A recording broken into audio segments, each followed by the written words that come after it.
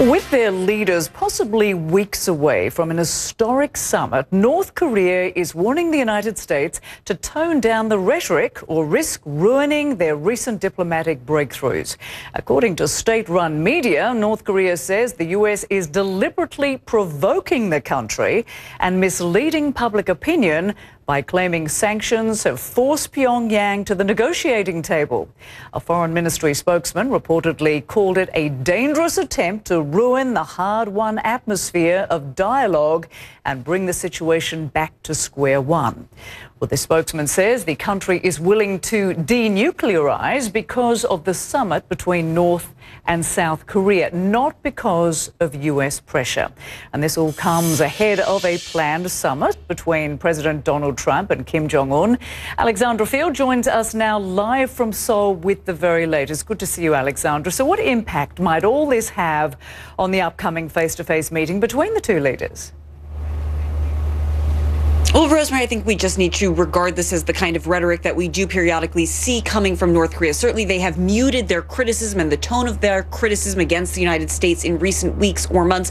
But this is an opportunity for North Korea, through its state news, to flex its muscle, assert its power and its strength going into this summit. And it's frankly an opportunity for them to write the history of this incredible moment on the Korean Peninsula for their people in their own words.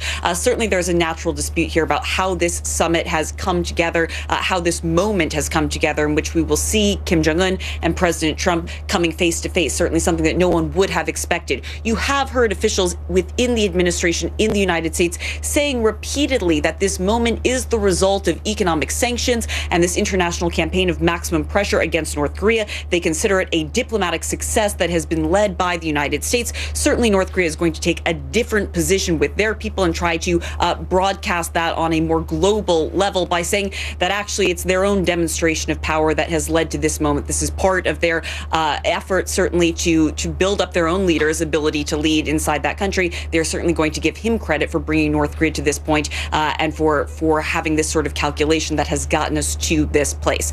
But again, this is not the kind of incendiary rhetoric that you've seen from North Korea in the past. And this is a statement that they've made over and over again. They want to insist that they're going into this summit in a position of strength. They are not there because they have been forced to be there as a result of sanctions. Rosemary? And Alexandra, we still don't know where this meeting will be held and when exactly. And we're also waiting for what we have been told was the imminent release of the 3 US detainees. What is the latest information that you have on that? Yeah, a lot of groundwork is still being laid for this summit. There's going to be a meeting between the South Korean president and President Trump. That will happen on May 22nd. Again, we are waiting for the date of the summit between Trump and Kim Jong-un. But the question that you point out, the whole world is really asking, is whether or not these American detainees will be released in advance of the summit. Officials within the administration in Washington have expressed a great deal of confidence that they will be. It's widely regarded that this would be a good faith effort or a goodwill gesture from North Korea to release the detainees.